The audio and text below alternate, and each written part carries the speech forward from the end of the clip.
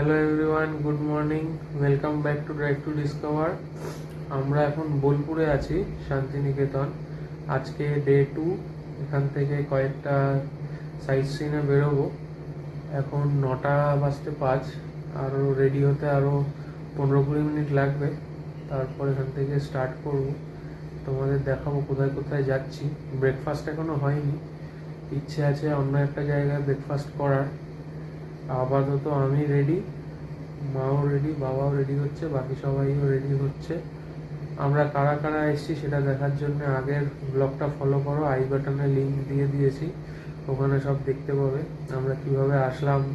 তারপরে এখন দুর্গাপুর এক্সপ্রেসওয়ের কন্ডিশন কেমন, সবগুলো ওখানে বলেছি।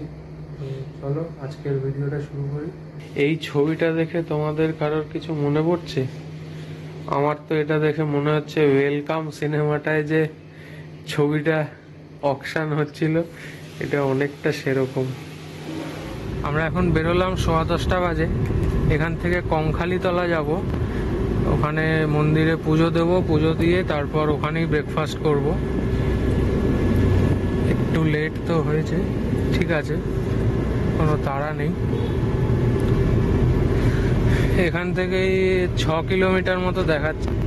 লেভেল ক্রসিংয়ে আটকে ছিলাম অনেকক্ষণ, একটা ট্রেন গেল এখান দিয়ে, কিন্তু আমি দেখানোর আগে ওটা বেরিয়ে গেল, এত তাড়াতাড়ি গেল। ফোনটা রাখা ছিল, সেই জন্য দেখাতে পারিনি।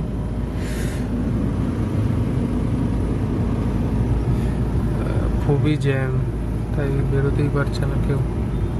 ওই যে ওখান দিয়ে, আর এর মধ্যে দেখো কি অবস্থা, লোকের এত তাড়া।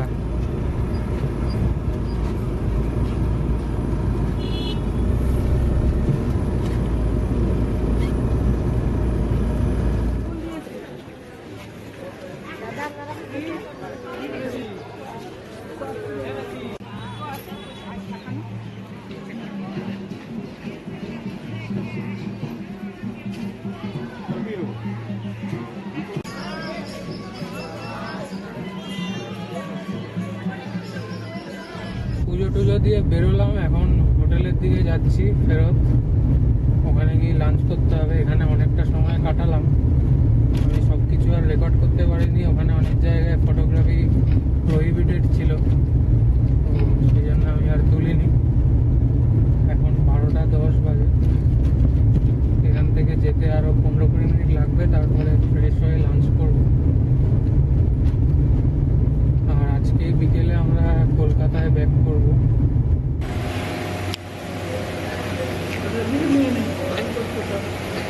আমরা এখন বোলপুর থেকে স্টার্ট করছি, 6:15 বাজে। ফার্স্ট আমরা স্টপ দেব হচ্ছে ডিনারের জন্য একটা জায়গায়। নর্মালি ওখানেই খাই, দুর্গাপুর এক্সপ্রেসওয়ে দিয়ে কোথাও গেলে। সেটা এখান থেকে 68 কিলোমিটার দূরে, 2 ঘন্টা 3 মিনিট দেখাচ্ছে।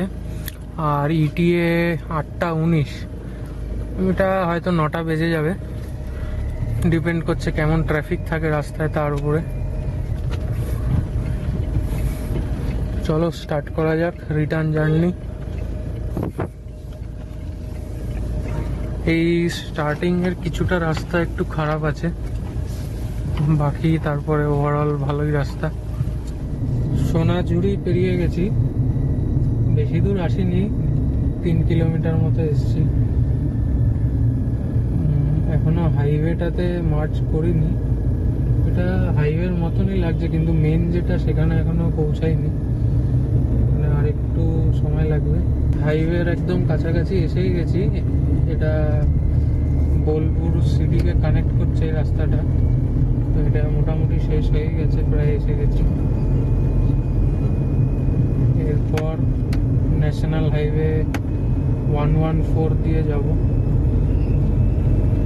আসার সময় যে নতুন ফ্লাইওভারটা হয়েছে দেখালাম, সেটাতে উঠলাম এখন। এখান থেকে দেখাচ্ছে আমাদের খাবার জায়গা 53 কিলোমিটার, 1 ঘন্টা 20 মিনিট। 8:19 এখন ইটিএ হয়েছে। এখানে রাস্তায় একটা লেভেল ক্রসিং পড়ে, ওইটা বন্ধ থাকলে অনেকক্ষণ সময় যাবে, খোলা থাকলে তাড়াতাড়ি হয়ে যাবে। সেটা কপালের ওপরে কি হয়। এখন রাস্তা ওভারঅল মোটামুটি ভালো, 40-50-এ আরামসে চালানো যাবে।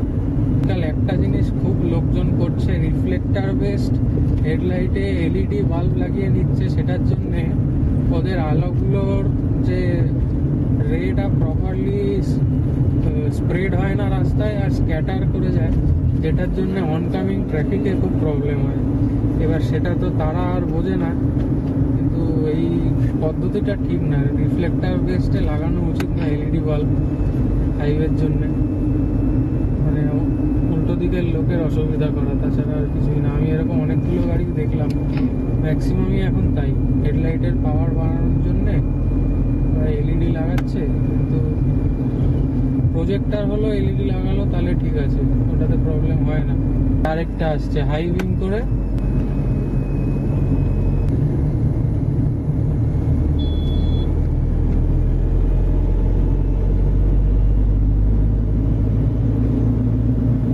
বাইকটা উল্টো দিক দিয়ে আসছে, এদের লাইটগুলো ঠিক লাগানো আছে, মাটিতে পয়েন্ট করছে। কিন্তু কিছু কিছু বাইক আর গাড়ি এমন, তাদের লাইটগুলো মানে পুরো চোখে ফেলার জন্যই যেন লাগিয়েছে ওরা। মানে এই গাড়িটা উল্টো দিক দিয়ে আসছে, সুন্দর লো বিমে আসছে, আর পেছনের এলইডি ওয়ালা যে আছে সে হাই বিমে আসছে। এই হ্যালোজেন ঠিক আছে।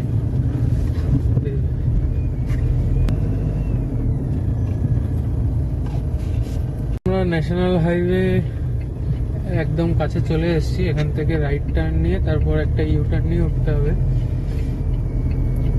একটা লেভেল ক্রসিং যেটা আসার সময় দেখেছিলাম, ওখানে দাঁড়িয়েছিলাম অনেকক্ষণ, খুব জ্যাম ছিল।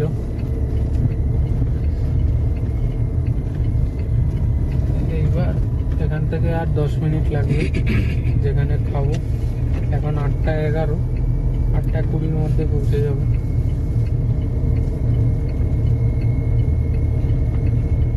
এই যে উপর দিয়ে যাচ্ছে দুর্গাপুর এক্সপ্রেসওয়ে, আমরা এখান দিয়ে গিয়ে উঠবো।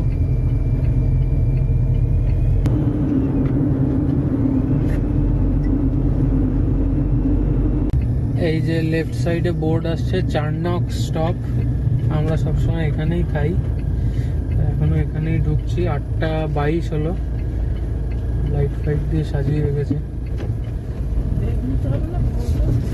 তো এইখানে এবার ডিনারটা সারি। এটা crispy chicken, garlic naan, chicken fried rice, raita, butter naan, chicken fried rice, Hunan chicken, peas pulao. এবার আমাদের খাওয়াটা শুরু করতে হবে। ডিনার কমপ্লিট, এখন 9:55। সামনেই একদম হাইওয়ে, এখান থেকে যাব, গাড়িতে উঠি, তারপর স্টার্ট করি। কলকাতা দেখাচ্ছে আর 87 কিলোমিটার, আর ইটিএ 11:46। এখন 10:03 বাজে। শক্তিগড় পৌঁছালাম। আসার সময় শুধু এই শক্তিগড়ের এখানেই ডাইভারশন পেয়েছিলাম, বাকি পুরোটা তৈরি হয়ে গেছে। এটাও হয়তো আরো কিছুদিনে হয়ে যাবে। ডাইভারশন হলেও মানে লেন ভাগ করা আছে, খুব একটা স্লো ট্রাফিক না, ভালোই স্পিডে ট্রাফিক যাচ্ছে, সেটা নিয়ে কোনো অসুবিধা নেই।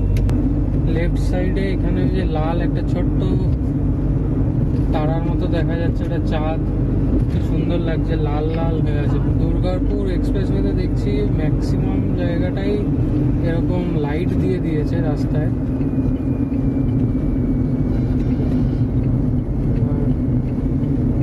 সেটার কারণ কি জানি না,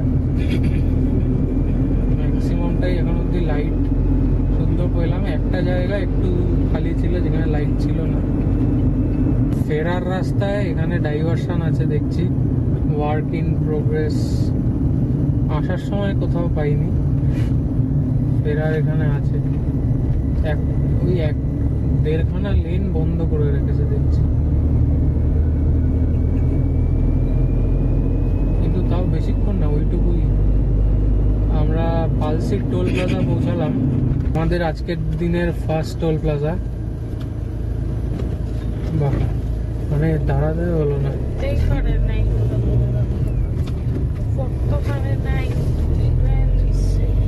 এই স্ট্রেচটাতে আবার কোনো লাইট নেই।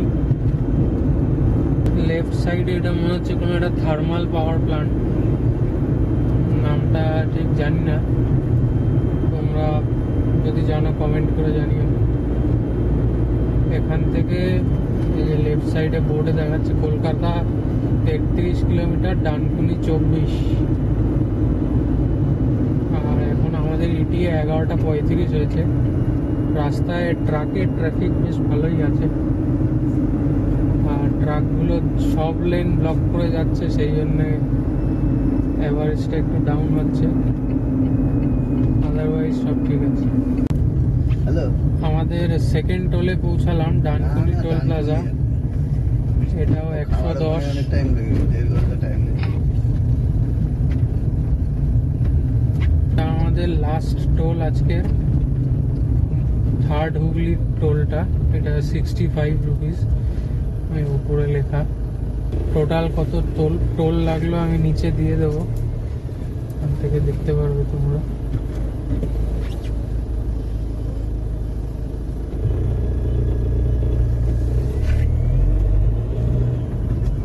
আর আধ ঘন্টা 40 মিনিটে আমি বাড়ি ঢুকে যাব।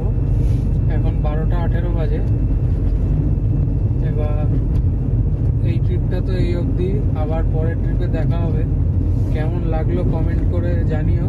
এই ট্রিপের সব ব্লগ আর রাস্তা যে দেখালাম সব কিছু কেমন লাগলো জানিও। ভালো লাগলে একটা লাইক করো, চ্যানেল নতুন হলে সাবস্ক্রাইব করো, আর বেল আইকনটা টিপতে ভুলো না, তাহলে সব নোটিফিকেশান সঙ্গে সঙ্গে পেয়ে যাবে। শেয়ার করো যাদের এরকম ভিডিও দরকার, যারা এরকম অনেক রোড ট্রিপস করে, তাদের হয়তো হেল্প হবে। ঠিক আছে, আবার পরের ব্লগে দেখা হবে। Till then, by.